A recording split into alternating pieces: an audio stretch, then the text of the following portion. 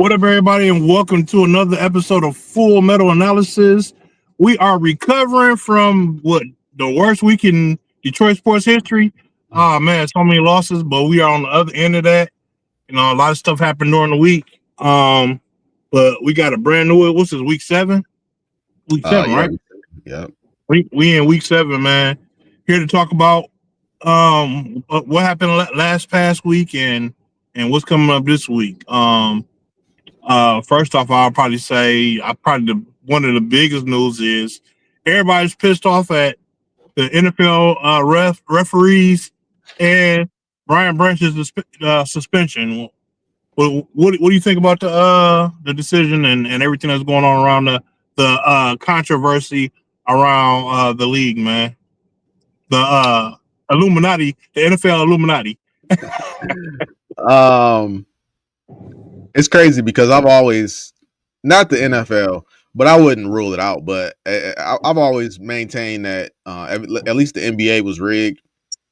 It still is rigged, but it's rigged to a degree. Everything is rigged to a degree, and then you find out that the referees in New York or wherever they were intervened in that game and told the referees on the field to stop the play, review it, even though they had no business reviewing that play. The referees in New York, Right. it's it's just another another dart in the board.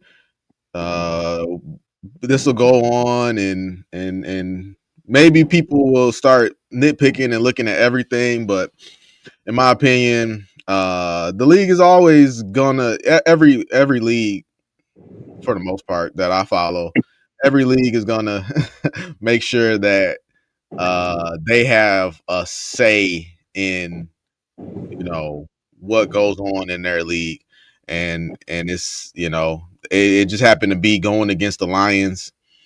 You hate to see it. Of course, it was the Chiefs. And it was just it just furthers the argument that there was no way in the, like, when people say that, like I said, that like there's no way in the world the Chiefs are going to lose 3 or 4 in a row, whatever it was, in the league. You can't argue that the league intervened and they didn't change the outcome, but they definitely guided it towards the direction that they wanted it to go. Yeah, man, I'm with you. Especially about the leagues and their say so. I thought that the NBA was rigged to a certain degree for a long time, way so much so than the NFL. The NFL has their issues where what I'm saying, they make it, but it's not as bad. I wouldn't say it's as bad as the NBA, but every now and then you see the referees slightly, you know, either with whether it be through bias or it be through money rules the world. So I would say a lot of the times you get it through making Vegas happy. You know what I'm saying? Heard somebody had put like I want to say like $400 or I can't remember how much, but a certain amount of money on golf scoring the first touchdown of that game. and if they had won, I mean he scored. So essentially, he was supposed to get he's supposed to get $500,000. He's supposed to get 500K. I believe and it. Imagine being that guy and golf scores, bobbles the ball, St. Brown pushes the guy over from him, he runs in, and the referees are like, touchdown. You like, oh my God. Overnight, I'm $500,000 richer.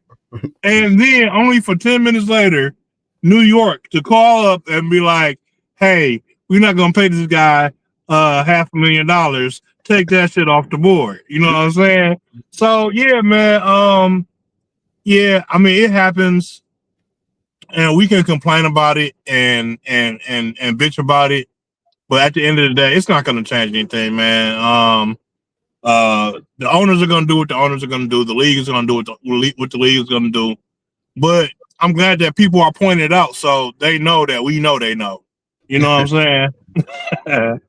But other than that, man, as far as Brian Branch goes, it's been a lot of people that say Juju deserved that ass whooping. Yeah, man, I know that they were out there talking shit, and I know what drove Brian Branch over the edge. As far as him getting denied for his appeal, yeah, I mean, yeah, at the end of the day, you did what you did, man. I didn't see that appeal going through. Getting I didn't see that appeal getting approved anyway. So, Yeah, it's a I joke. mean, It's a joke of a system. When have you ever seen somebody appeal their suspension and it, get overturned? I've, I've never seen it. Yeah, it's just a dog and pony JMO show. JMO actually had JMO actually had real evidence of what of proof that his should have been overturned, and he still didn't get approved. Nope.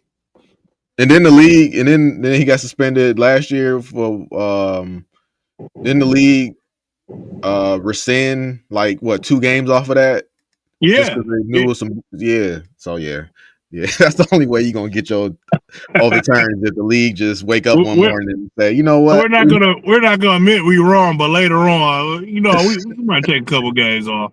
we might this is a little too harsh. Yeah. But to actually admit that we was wrong, come on now, you're not allowed to do that. Not happening. Was there anything else that happened in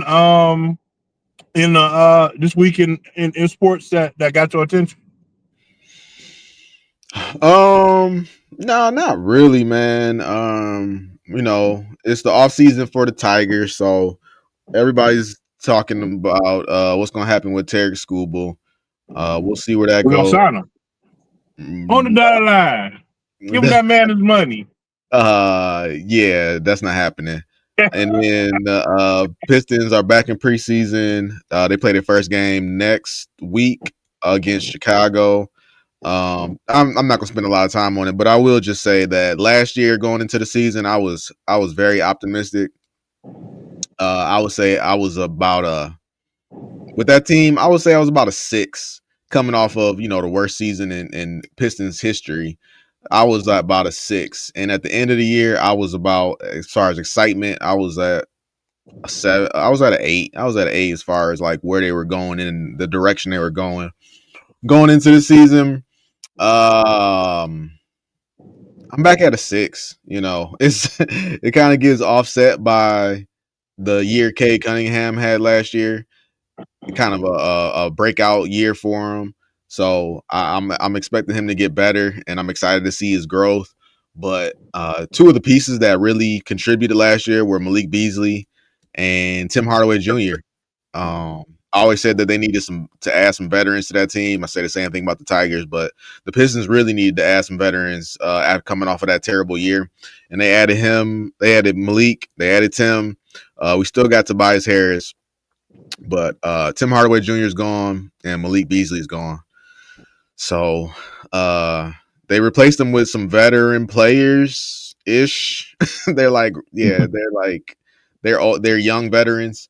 But I'm not really excited about the guys that they got to replace him.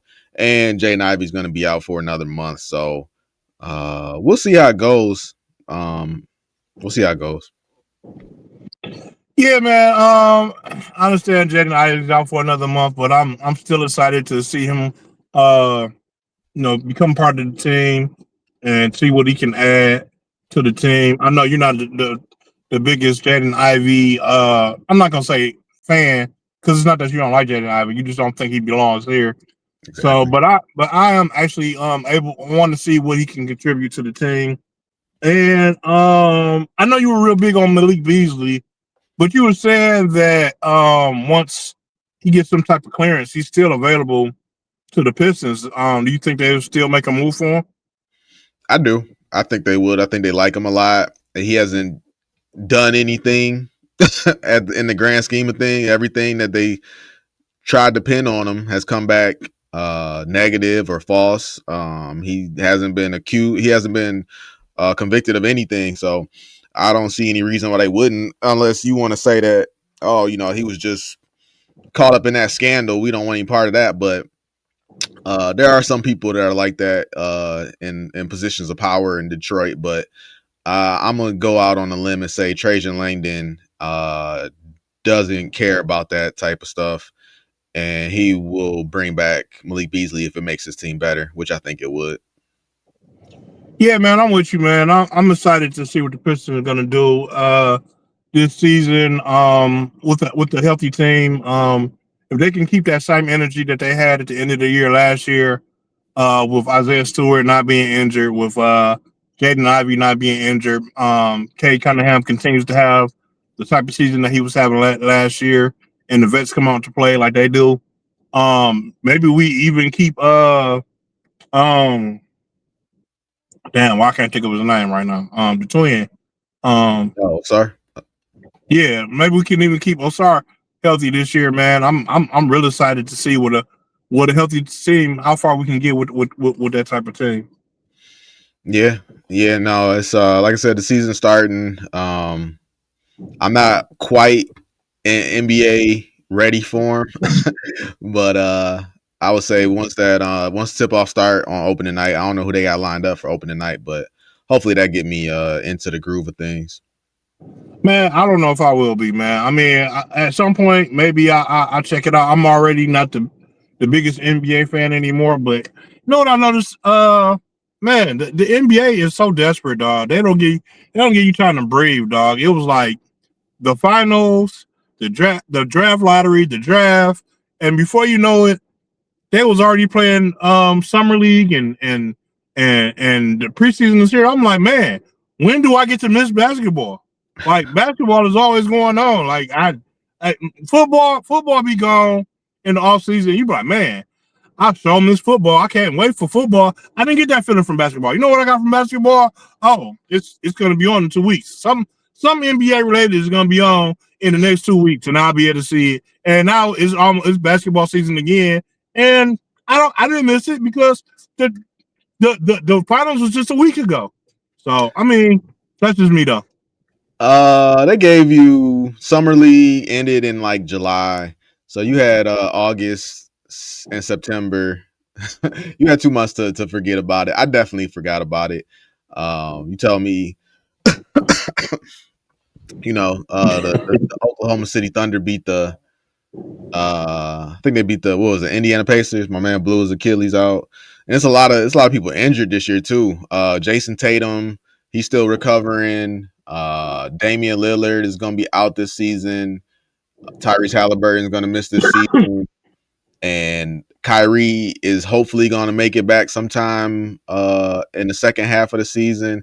So it's a lot of injuries going on. LeBron is gonna miss the start of the season with, because he's LeBron James, but that's that is what it is, man. You know why? You know why the people ain't recovered yet? Because they just got finished playing. Basketball season just ended. They ain't get time to recover.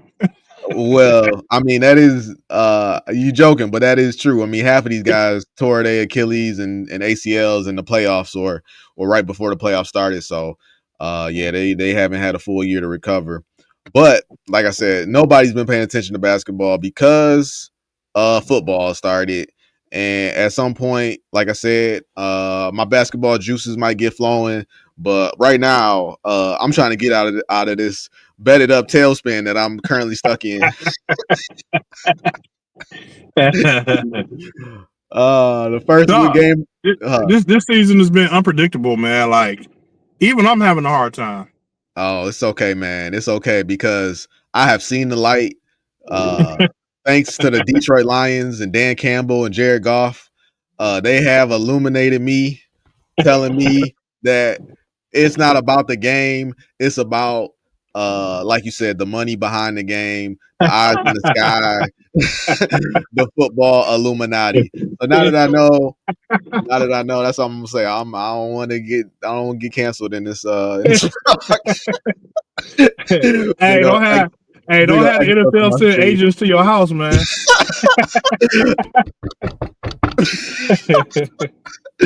All right. So first game of the week, we had the Philadelphia Eagles going to the New York Giants.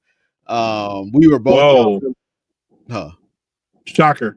Yeah, we was both on Philly, man, and Jackson Dart and Cam Scatterboo went out there with no fear.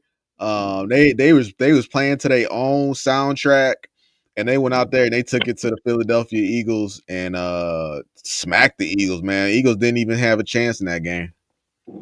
Yeah, man. I think I said this before, but Scatterboo and Jackson Dart came out.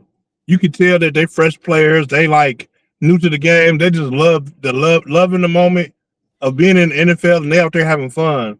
Meanwhile, on the other side, the Eagles were docile, man. It's like they didn't even want to be out there, man. They was out there. You could tell one team was out there to play football, and one team was out there to collect the check. And that's what that whole energy of that game felt like. Right. Next game, we got the Denver Broncos going to New York to take on the Jets. Jets were at home. They were getting 7.5. I'm sorry, they were not in New York. They were in London. Yeah. And yeah, it was an ugly game. The Jets could not protect Justin Fields. Ended up finishing the game. Justin Fields sacked 9 times. AG still That's looking crazy. for his. So what? So that's crazy. Yeah, AG still looking for his first victory, and man, if it don't come soon, man, I don't know how things are gonna go. But we both took the Jets. He got to get it this week. He got to get it this week. I'm in full agreement with you. We both took the Jets, and the Jets did cover, but they lost by 2. Almost. Hey, how about we protect Justin Fields? What about that? I mean, I don't know. Maybe I'm talking crazy outside the box, but if you don't let your quarterback get sacked 9 times, hey, maybe you actually win this game. New England went to New Orleans to take on the Saints. Saints were at home and they were getting 3.5. I don't know why the number was so low on that. That's another thing that kind of stood out to me about this season is that I don't think Vegas has a feel for these numbers. Vegas is usually a lot closer.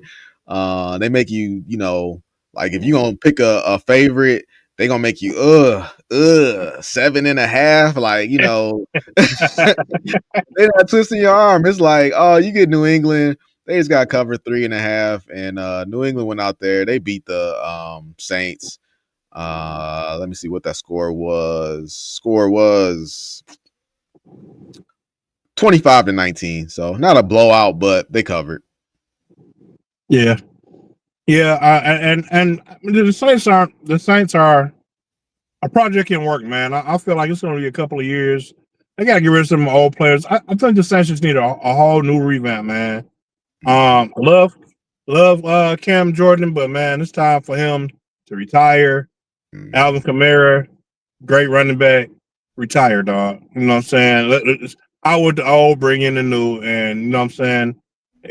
I love those guys, but come on now, you're old as dirt. AG absolutely should have went to New Orleans.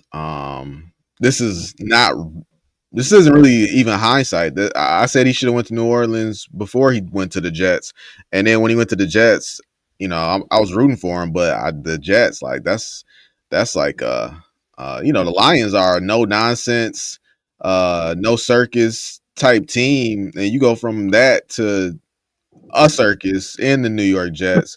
You would have been way better going to New Orleans where nobody really pays attention to the team except for the fans down there, and you could have and maybe you could even drafted Shedeur and went from there. But yeah, New Orleans, man, I don't know what they're gonna do. Yeah, I don't know what Shedeur's gonna do. Oh, he's gonna wait. He's gonna wait. I'll take it. He's one hit away from coming in. the LA Rams went to Baltimore to take on the Ravens. I keep trying to make Baltimore happen without Lamar, and it's clear as day that it's not going to happen without Lamar. It's not going to happen without Lamar. So, hey, I remember I used to call them. It should have been Lamar versus the Rams. Yeah, the Ravens get smacked again. I said that if John Harbaugh was any type of coach, he would be able to salvage something coming off of the terrible loss they suffered the week before. His definition of salvaging something was to put up 3 points. It's not gonna happen, dog. It's not gonna happen. And everybody said, well, isn't Cooper Rush a decent quarterback? I mean, all backup quarterbacks have a moment in time, but they're backup quarterbacks for a reason, man. And it doesn't mean that just because he had that run of wins with the Cowboys, don't mean he's gonna come into Baltimore and replace Lamar Jackson. You have held firm that the Detroit Lions broke Derrick Henry. I wouldn't go that far, but I would agree that the Detroit Lions broke the trust between Derrick Henry and John Harbaugh, because I watched a little bit of that game, and Derrick Henry finished the game with 24 carries, 122 yards, and there was a sequence where the Ravens were on the goal line and they gave it to him like one time, and they tried everything else besides handing the ball to Derrick Henry. They gave it to Andrews on a tush push. They gave it to Rush, I think, on a tush push. They tried all types of stuff, and none of it worked. And that's why you end up losing 17-3. Yeah, man. The Ravens get Lamar gets a bad rep for not being able to overcome victories and certain clutch games, but I fully guarantee that when Lamar comes back, the Ravens will start looking for like the Ravens again. And he gonna go in there, he gonna tell Derrick Henry, calm down. You know what I'm saying? I got you. You know what I'm saying? Just let me work and I'm spread it. I get you. I got the handoff, man. I got you. And then they're gonna start looking decent again, man. I don't know if they're gonna make the playoffs because I don't know how long Lamar is gonna be out. Hopefully he's back this week. But the longer he is out, the more and more likely it's looking like they're not gonna be able to make a comeback. Derrick Henry to me just looks like he came into the year unprepared. A lot of these guys really did. This kind of looks like well, they weren't that bad, but it looks like a reincarnation of that Vince Young. Vince Young was the backup. Vince Young was the backup of that Philadelphia Eagles team. I'm assuming Michael Vick was the quarterback, but they just, they signed a bunch of big names in free agency, and I think Vince Young was the one that came out and said, this is an all-star team, and then they went on to have a lackluster season. This is kind of what this Ravens team is reminding me of. Vince Young was a major disappointment for me because I expected. I loved Vince Young in college, man. He was amazing in college, and I expected big things from him. And he just never could handle the pressure of the professional football league. And you know what I'm saying? And it never came together for him. Cleveland went to Pittsburgh to take on the Steelers. Steelers were at home. They were giving 5.5. We were both on the Steelers, and Steelers covered 23-9. The Cleveland. That was okay. I'm thinking about the game last night. Okay, never mind. Yeah, okay. Yeah, we could talk. Yeah, I don't really have much to say about that game. It's Cleveland. They don't even have a quarterback anymore. Who is? All I could ask is, how did the rookie do? Dylan Gabriel finished the game not spectacularly. Gabriel had 200 wow. Gabriel had 221 yards. He threw the ball 52 times. Damn. Completed 29 of those passes. Had no touchdowns, no interceptions, but he was sacked 6 times for a loss of 38 yards. Wow. Free Shedeur. I mean, nothing in there screams out like this kid sucks. It's more so this team sucks. So at that point, I'm with you. Hey, might as well free. Yeah, no. I don't think he sucks, but if you talk about a guy that team is going to hinder him, and he's going to put that team on his back and make something happen out of nothing, Shedeur is your guy. I'm in agreement. It's either gonna be a home run or a strikeout. But why prolong it? Just give him a shot.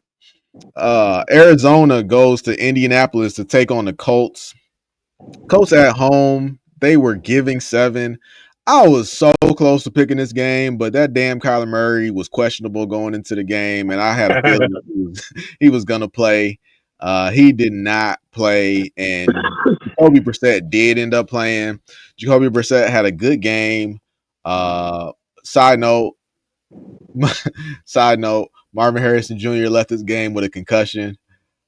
I'm just reporting the facts. Probably going over the middle for an impossible catch that he almost brought down, but if it wasn't for that concussion, he would have brought it in. Yeah, I'm pretty sure that's what happened. Okay, I didn't see the play. I heard it, but I didn't see it.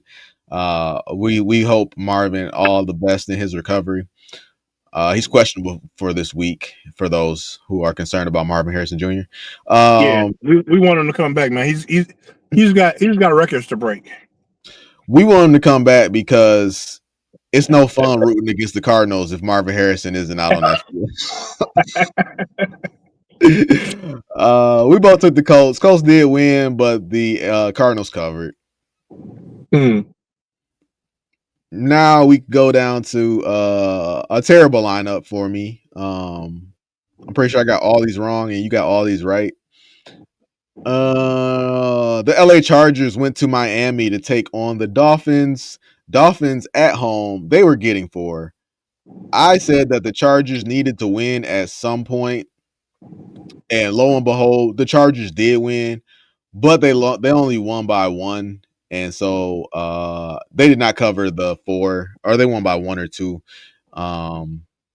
Miami gave it all they could, and of course, Darren Waller catches the go-ahead touchdown, only for the Chargers to march downfield, kick the game-winning field goal, and go home.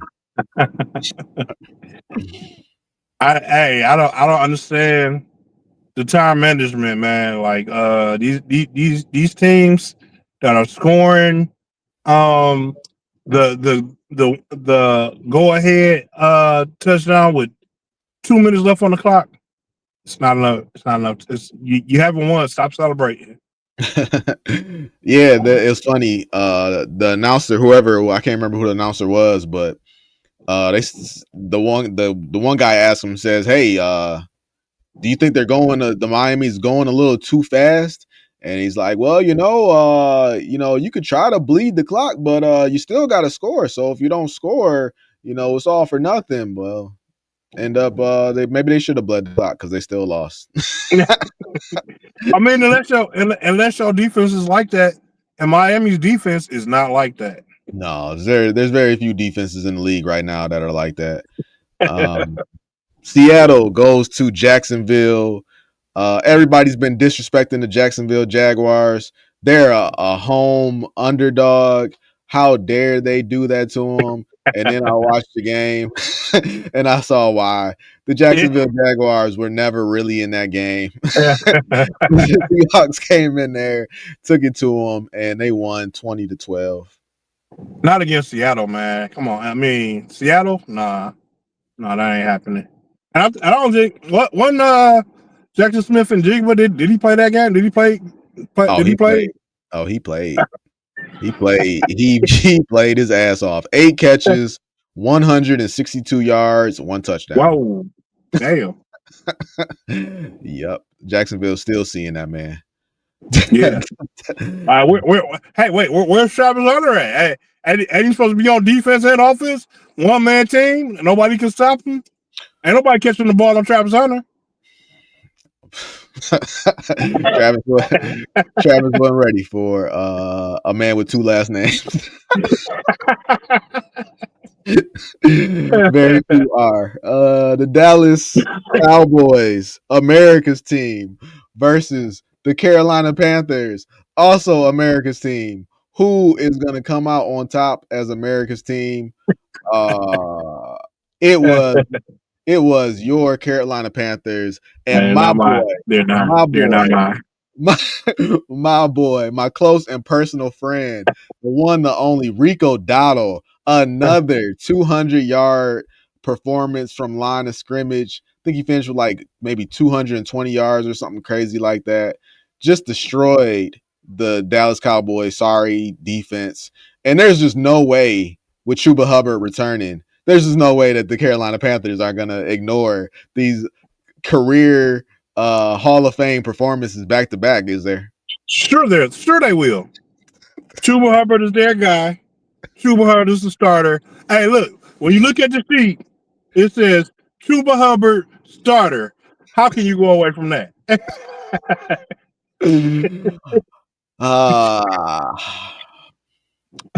I'm gonna. Hey, look, man. Hey, Carolina's gonna do Carolina things, and I picked the Carolina to win the last 2 weeks, man, and I'm starting to get backlash because my cousin is a Carolina fan, and he's just starting to get way too confident, man. I mean, this man looked me dead in my eyes and told me, "We coming for y'all next. We gonna see y'all in the playoffs." And I was like, "Playoffs? Y'all beat the Cowboys." Ed Jamore came out of me. Playoffs. Like, come on, man. Like, dog. I want the Carolina to do good because I've always liked Bryce Young, man. But I'll tell you, man, some people make it hard to like some teams. You kidding me? Playoffs. Oh man, what happens when and we lost? I'm like, dog, y'all beat the Cowboys. We lost to the Chiefs. It's not even apples to oranges, man. Miss me with all that, dog. Tennessee Titans go to Las Vegas to take on the Raiders. Raiders at home, giving 4. Cam Ward came out, told everybody how terrible this team was. I guess I just didn't believe it because not only did he come out and tell you how ass they were, they went out and showed you how ass they were, and they lost to the Raiders 10-20. Yeah, man. And the Raiders aren't good, man. The Raiders aren't good. Like the Raiders will be good, but they're not good yet. So for you to come out and lose to a team that's not good and they're not even be close, I number one pick.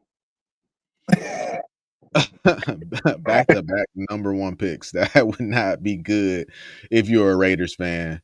This game had Max Crosby written all over it. He finished with 3 tackles, 2 sacks, 3 quarterback hits. Just wreaked havoc all day. Geno Smith kept the turnovers down to 1, so he gave him a chance to win. That's all you could ask for Geno. Just in your opinion, man, because I haven't really seen any of the Titans games, man. Is Cam Ward the problem, or is it just the Titans in general? Because what are the odds of the Titans picking a quarterback 3 years in a row? The 4 years in a row. The Titans absolutely will not take a quarterback 3 years in a row. So to that degree, if Cam Ward is a problem, he's not the problem to that degree. It's just a bad team, man. It's a bad team. The coach has been fired. I feel comfortable saying that, yeah, he should have been fired. This team had no life. The team hasn't done anything since Mike Vrabel left. So I don't know. Yeah, it's hard being a Titans fan. San Francisco, not to speak for Titans fans. I assume it's hard to be a Titans fan. The San Francisco, I believe it. San Francisco, especially when Malik Willis was your quarterback on the bench and you refused to play him, and then he goes to Green Bay and shows out. I mean, come on. The San Francisco 49ers went to Tampa Bay to take on the Buccaneers. We were both on Tampa Bay minus the 3. It was a close game, but ultimately Tampa Bay pulled away, and Baker Mayfield continues to get it done. Yeah, man. Tampa Bay is that struggle team, man. They fight. They out there fighting, man. And And anybody who's going up against them, they're not the best team in the world, but you're gonna know you played them. We Sounds got like a young little scrappy team that I used to know. led by a young, scrappy quarterback that could be considered a gunslinger. Huh? It's crazy. Baker's got a little bit more heart though. Cincinnati going to Green Bay. Green Bay at home. They were given 14 and a half. And I probably was drinking when I made this pick because we know the Green Bay Packers do not put up points. They don't care about points. They like to play one half of football, and then they like to coast on into the sunset and get the victory or tie, or who depends on how they feel that day. And at the same time, Cincinnati was playing horrible, so I went on and I took Green Bay coming off of a bye, and Green Bay won by 9. Yeah. What was the spread? Green Bay was giving 14 and a half. Oh yeah, no. Yeah, no, that's way too much. Yeah. I just was like, man, there's no way that they just throw out a number like 14 and a half. I must be missing something. But they still, a lot of people are still on this, Green Bay is the favorite in the NFC, so whatever. I was curious about Green Bay until that Cowboys game. That Green Bay Cowboys game told me everything I need to know about Green Bay. All right, this slide a lot better. We had 2 Monday Night Football games, which I hate with a passion. We have 2 Monday Night Football games this week as well, but at least they space them out. One at 7, one at 10. But back to this week, the Detroit Lions went to Kansas City. You took the Lions. I took Kansas City. Like I said, I just had a feeling that there was no way that the Chiefs would lose. I got to figure out how many it would have been, but I'm pretty sure it would have been 3 in a row. By hook or by crook. I didn't think it would go down the way it did go down, and with all the controversy coming out of it, and with Brian Branch beating Juju Smith-Schuster down. So it was a lot coming out of that game, but the Kansas City Chiefs did win and cover. That game was witchcraft, man. The game was witchcraft because Amon-Ra St. Brown dropped the ball, and that never happens. I'm gonna find that voodoo doll somewhere in the stands that somebody is pulling black magic.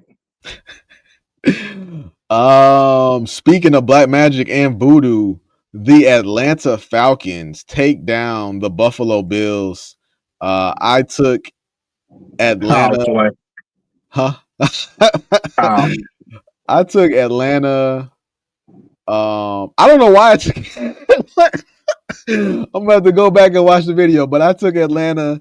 You took Buffalo. I think you took Atlanta just to be different. It might have, but I feel like I would have gave a reason. It might have been because I didn't think Buffalo would beat them by 4.5. I thought they might beat them on a field goal, just get out of it type thing.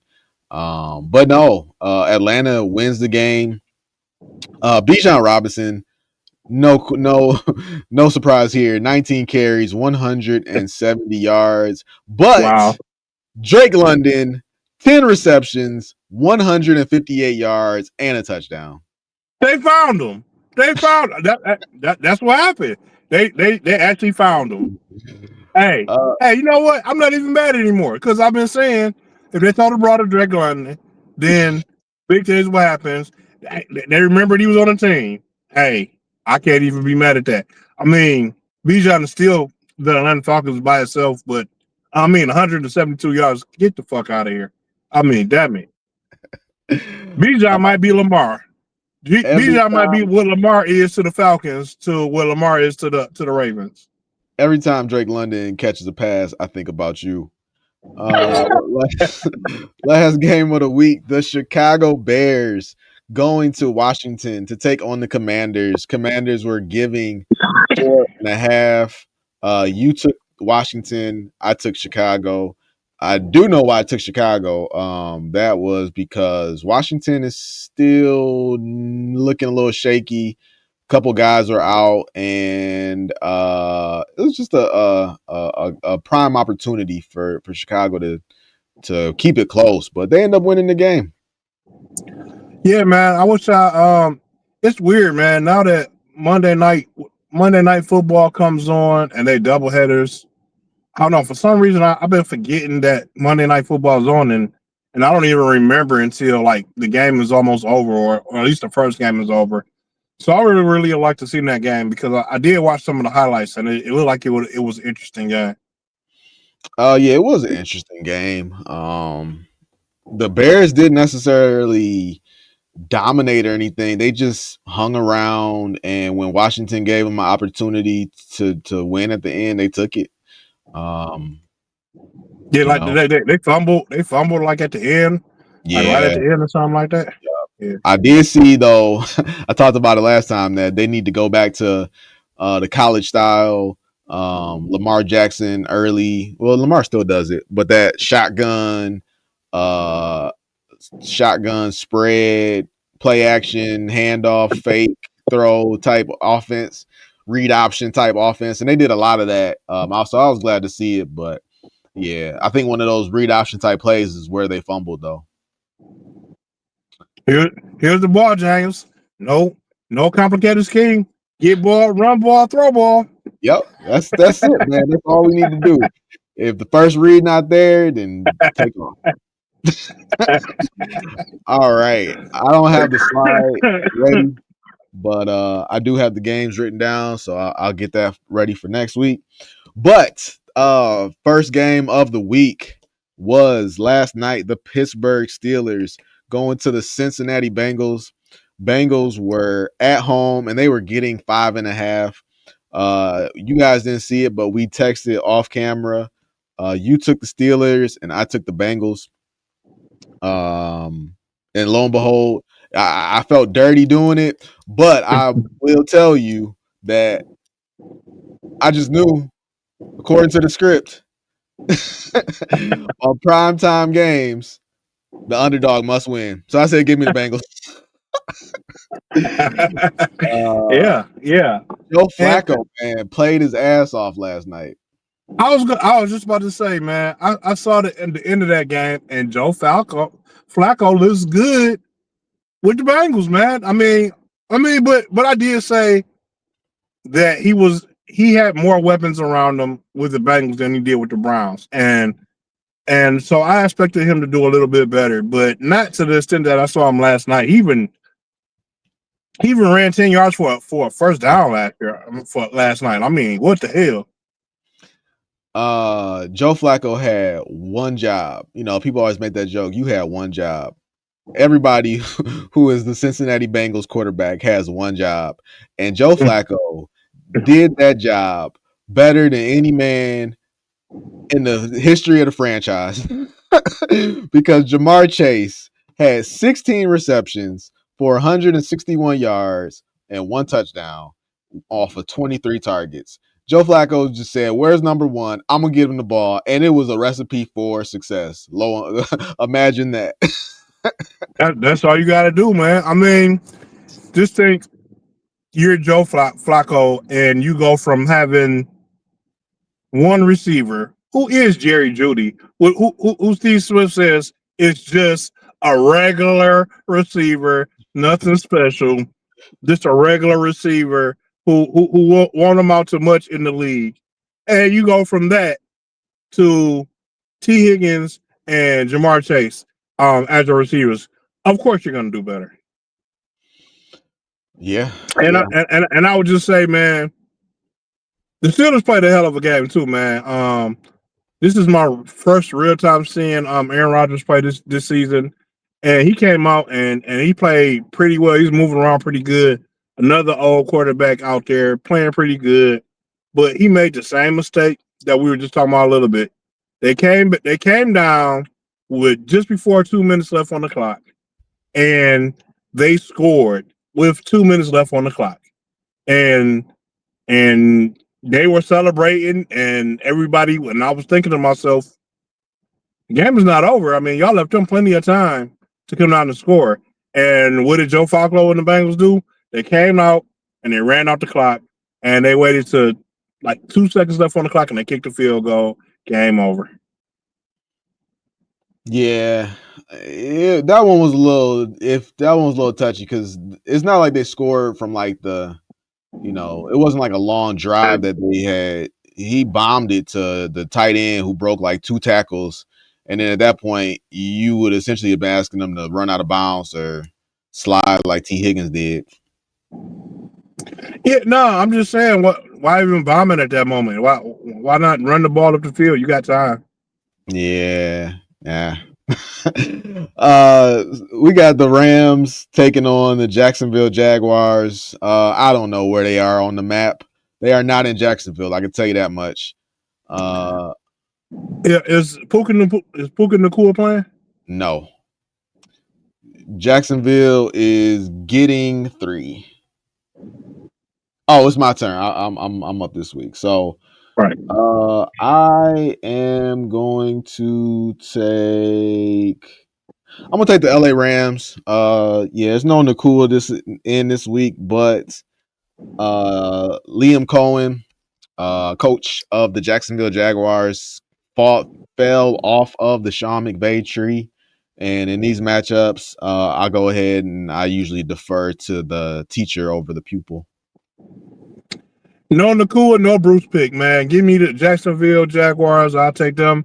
Jacksonville is surprisingly decent this year, man. So I'm not going to count that defense out with no Nacua on the field. I'm not mad at it. I could definitely see it happening. Liam Cohen running off the field. Jacksonville's having a good year, but now I'm gonna go ahead and take the wily vets over the upstarts. New England going to Tennessee. Tennessee is at home. They are giving 7.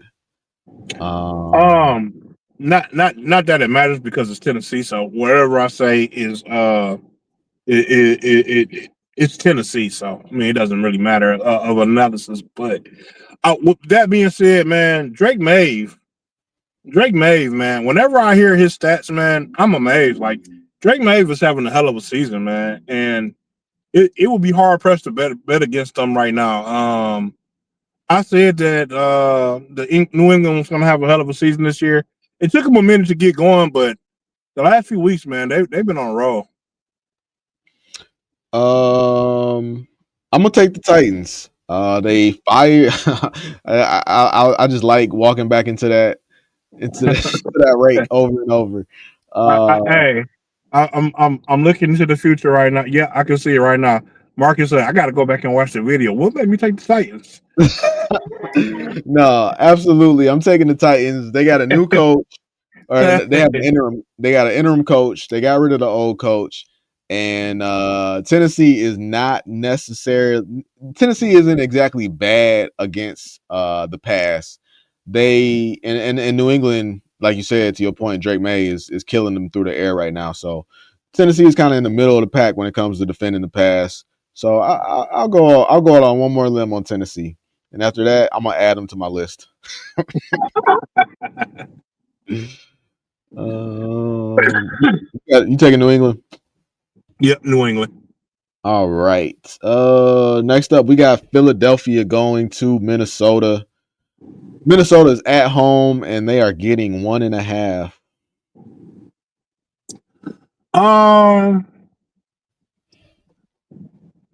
The way the Eagles have been. Oh, it's your turn. My bad. JJ is back in practice, and so I can only believe again.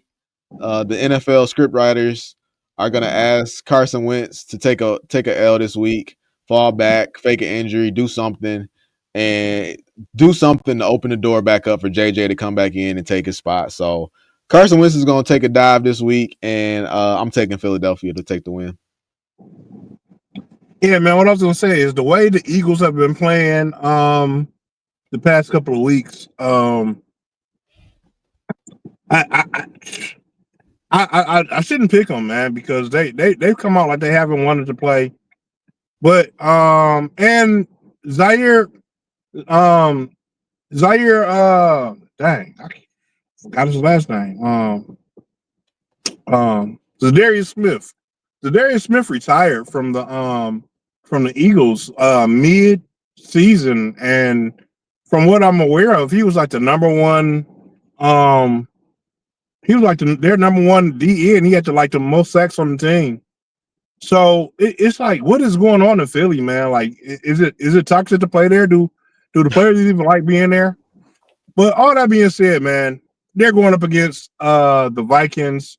I've never had faith in Carson Wentz. I feel like they pulled themselves out of their funk and they win against Vikings this week.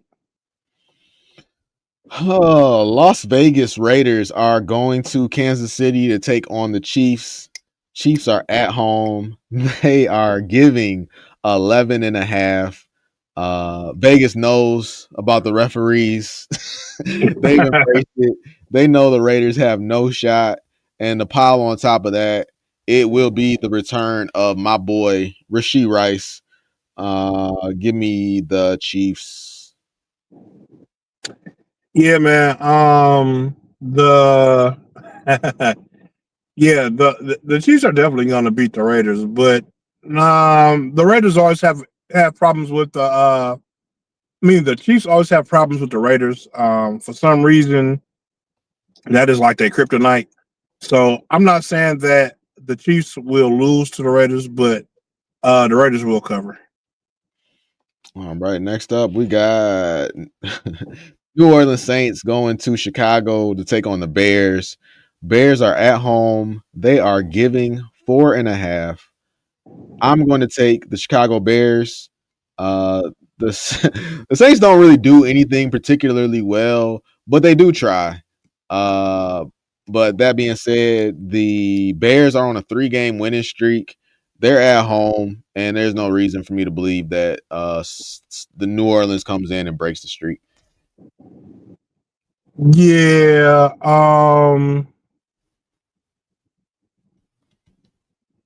I'm with you, man. I would like to say that the Saints have a chance against the Bears because the Saints have been unpredictable this year. I mean, they've won a couple of games that I didn't think they will win, and this feels like that type of game. But I'm with you. They haven't done anything to make me feel like they can beat the Bears. The Bears have been on a hot streak against bad teams, and I feel like this is no different.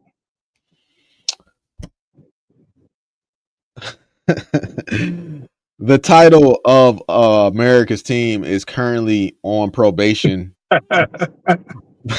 for the Carolina Panthers, but the Carolina Panthers are going to New York to take on the Giants. Let me make sure. I just put New York down. I thought it was the Jets. They're playing the Jets, aren't they? Yeah, it is the Jets. You're right. They're going to take on the Jets. The Jets are at home. The disrespect. The Jets are at home and they are getting 1.5. I am going to take the Carolina Panthers. I am not happy with the reports I'm hearing concerning the Panthers that Chuba Hubbard might just walk back in and take back the job that was rightfully taken away from him. But even if that happens, Rico Dowdle's still on the team, and they would be crazy not to continue to give him the ball no matter who starts that game. So both teams give the ball away, but the Jets have only taken away the ball one time this season. Give me the Carolina Panthers. I am going to go with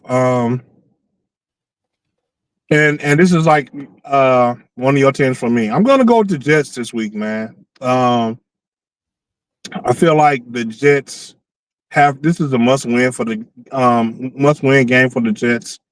If they're gonna win the game this week, it has to be this week because they're running out of bad teams to play. And the Carolina Panthers are I don't want to put them in the category of a bad team, but they're not a good team. And if it hadn't been for your boy Dotto, they may not have won the last two games. And I do think that Chuba Hubbard comes out and affects the chemistry of this game. And at some point, somebody's going to have to put the clamps um on their running backs. And the two games that they played the last 2 weeks, the defenses have been awful. The Jets have a pretty decent. It's okay. They have okay defense. The Jets aren't a bad team, man. The Jets keep fucking themselves over. They keep beating themselves. So if they can not beat themselves, if they cannot turn the ball over 4 times in the game and not get their quarterback sacked 9 times in the game, I feel like they can pull it out. So give me the Jets. Yeah, I'm with you, man. If AG and the Jets do not get a win this week, he might as well pour gasoline on his pour gasoline in his whole office because they gonna get his ass up out of there. Speaking of coaches on the hot seat, the Miami Dolphins are going to Cleveland. Cleveland is at home. They are giving 2.5. I don't have a whole lot to say about this game other than Miami is collapsing. Tua gets up there every week and does his post-game conference, and every week there's a clip coming out of that game of him saying something crazy or something controversial. And this week they asked Mike McDaniel about guys getting traded. Jalen Waddle posting ambiguous tweets on Instagram or tweets on Instagram. I'm old as hell. Ambiguous post on Instagram about where just ambiguous tweets and Instagram posts. So Miami is just free falling, man. And I mean, all Cleveland has to do is go out there and play defense, and I think they'll win the game. Yeah. I don't know, man. This game is kind of a toss-up for me. Neither one of the teams are impressive. I don't have faith in either one of them, so I don't know. Yeah, man. Tua and Mike McDaniels are definitely the problem with the with Miami. But Miami seemed to be able to find a way to pull it together the last couple of weeks. Even though they lost last week, they've still been playing better than they started out the season, even without Tyreek. So, what the hell? I go with the Dolphins. The New York Giants are traveling to Denver. Denver is at home. They are giving 7. I am going to take the Denver Broncos on this one. Their defense is legit, and I just can't trust the New York Giants to string back-to-back upsets. The Broncos are giving 7? Yes.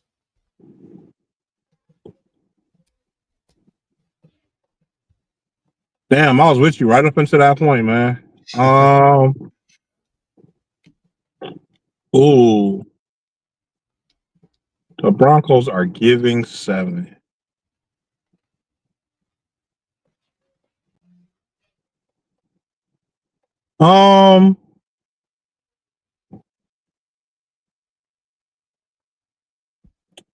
So I am gonna take the Giants, man. 7 is just too much for what Scatterboo and Jackson got going on right now. As long as those two are on the field, I think it's going to be a close game. Don't get me wrong, I do pick the Broncos to win the game, but I think the Giants cover. And as long as Jackson Dart doesn't keep going in that tent, mid drives, then they'll cover. So yeah, give me the Giants. I mean, if he goes in the tent, it's an opportunity for the Russell Wilson revenge game. No. You mess with You may as well not even finish that statement. Russell Wilson has unfinished business. Hey, I seen a meme. Of the coach ran to the tent. And it was like, Dirt, what are you doing? He's fucking it up out there. You got to get back on the field.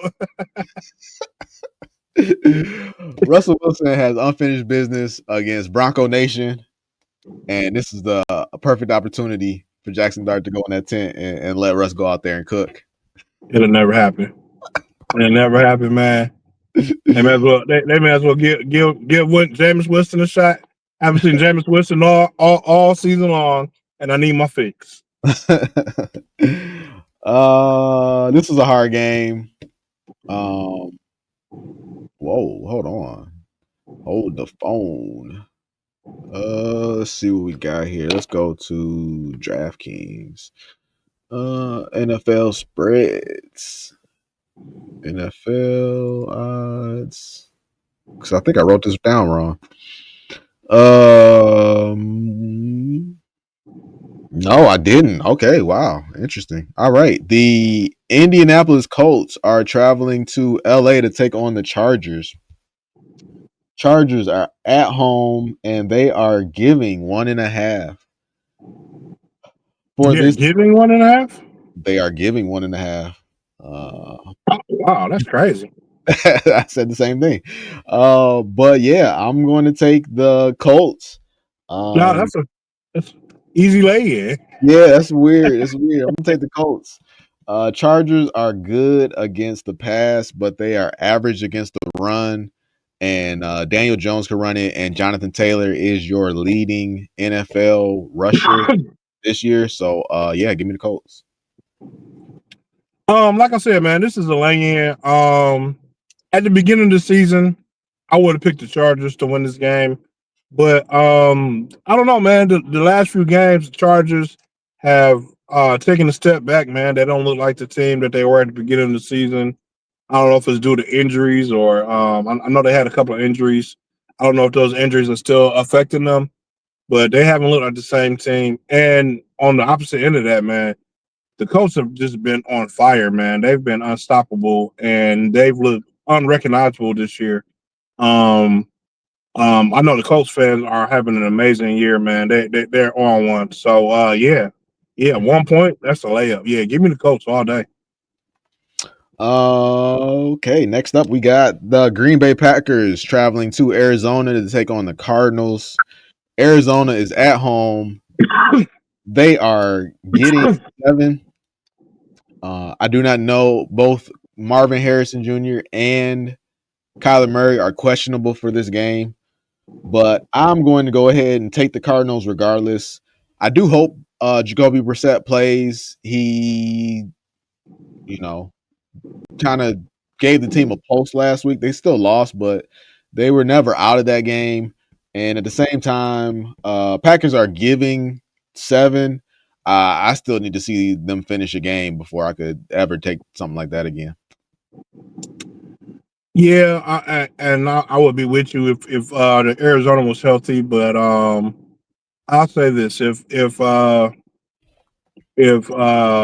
Harrison Jr. and Kyler Murray are out, I'm going with Green Bay. I'm going to go with Green Bay. That's a lot to overcome with your quarterback and one of your receivers being out. I've seen a couple of other Cardinals players, but I don't really know them like that. So do they even have Connor? Isn't he hurt too? Isn't that running back Connor hurt too? Yeah. They looking for a running back. Yeah, man. I'm gonna have to go with Green Bay, even with the 7 points. The injuries are just a little too much for me right now to go in the direction of the Cardinals. If they were healthy, I would have took that 7 points with the Cardinals. But yeah, give me Green Bay.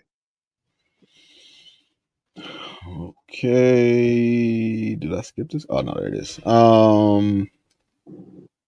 Washington Commanders are traveling to Dallas to take on the Cowboys. Hold on. Let me check this one. All right, I wrote that down correct. Washington is on the road and they are getting 1.5. I'm going to take the Cowboys in this game. Cowboys defense is completely god awful. but the Commanders are only slightly less offensive.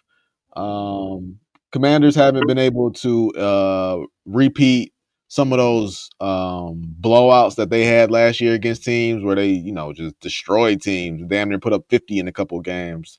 Lions-esque victories, if some would say. I haven't seen that this year, so I'm gonna go ahead and take the Cowboys because I know the Cowboys could put up yards and theoretically points. Yeah, man. So last year the Washington Commanders, I didn't have as much faith in them as everybody else did. They were winning games, but it was kind of that winning games where I didn't feel like it was sustainable. And I feel that's kind of catching up to them this year a little bit. You know what I'm saying? But that being said, the Cowboys defense is god awful, and I feel like the Commanders are still a better team than the Cowboys, even though the Cowboys have been better than what I originally thought they would be. But I just think that it will be I think it will be a back and forth game, but I think the Commanders take this game. Okay, the Atlanta Falcons are traveling to the San Francisco 49ers for Sunday Night Football. San Francisco is giving 2.5. I am going to take San Francisco. They're pretty good against the run. They're at home, and I think they have the better coach. San Francisco playing who again? San Francisco playing Atlanta. I think Brock Purdy will be starting as it stands right now. George Kittle should be back too as well. I'm gonna go San Francisco as well. Unless the Falcons somehow find Drake London again. Maybe it was just a fluke. You know what I'm saying? They have to prove to me that they know Drake London's actually on the team and that he wasn't just a guest star. He wasn't cousin visiting for the weekend, and they was like, "Oh, my cousin here. Let's throw the ball with him around with him a little bit." You know what I'm saying? If they can find out that he's actually part of the home team, then I'll be with them next week. But yeah, for now, I'm going with San Francisco. Hey, maybe they find out that they have a tight end on the team too. Ooh, then what? Ooh, the tight end. If you want to make the tight end argument, I'm fine with that. But I don't think I've ever disagreed with. That's a strong. Your belief that the Atlanta Falcons do not use Drake London is probably top 5 in takes that I can disagree with more. They don't use Drake London, and they don't use Pitts, man. It's not in there. It's Bijan or bust. All right, our game of the week. The Tampa Bay Buccaneers are traveling to Detroit. Monday Night Football, Part 1. Lions at home. They are giving 5.5. This is a tough game, and I would love to take the Detroit Lions. I'm going to say Detroit Lions win the game, but they do not cover.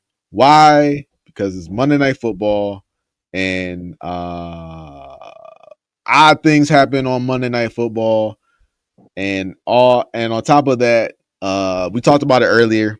Baker Mayfield is a scrapper. He's willing that team to victory. I don't think he wills the team to victory on Monday. He might have Mike Evans back, but he's definitely going to be without Abuka, who's been on fire lately. He's going to be without Bucky Irving. So, I mean, they're the number 1 team in the NFC for a reason. So I'm going to give them the points, but I think the Lions win it. So give me Tampa Bay. Yeah, man. I kind of gotta agree with you. At the end of the day, I think that offense is better than Tampa Bay's offense, and even with those injuries, even if they didn't have those injuries, I feel like our offense is still better than them. But we are still missing our left tackle, which Skip came in and did a good job last week, but we are missing our right tackle. Tampa Bay's defense is better than the Chiefs' defense. And I just can't get over the fact that I don't know who our secondary is going to be, man. We're going to have a bunch of janitors, teachers, and lawyers in our secondary, and I just don't know what to expect from them guys, man. And so I do expect us to win. I do expect us to put up points, but it just feels like it's going to be a shootout, man. And I feel like our offense can maintain scoring more points than their offense. But with our secondary out, I don't know if we're going to be able to stop anybody. So give me the points. I'll take the Lions to win, but Tampa Bay with the points. All right. Our last game of the week, Monday Night Football, Part 2. Whoever's still up at 10 o'clock can stay up till 1 o'clock in the morning watching the Houston Texans taking on the Seattle Seahawks. Seattle Seahawks are at home. They are giving 3. Seattle Seahawks are a really good team. The Houston Texans, though, are underdogs, and they are on a roll. And I'm taking the Houston Texans. Yeah, man. I like CJ Stroud, but and they've been picking up their game lately, man. But Seattle has just been on a whole nother level. The way they've been playing, and I think they edge out the Texans. The Texans have been doing good, but not better than Seattle. So give me Seattle. Quick question. Is what is going on with the one, the only, the self-proclaimed best running back of all time, Joe Mixon. What's going on with Joe Mixon, man?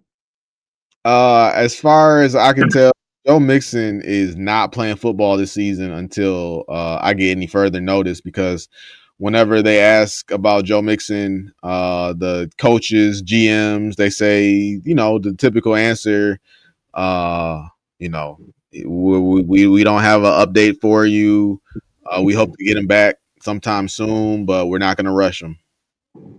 Are they even saying is he hurt, or is he just not playing contract negotiations? What's keeping him out?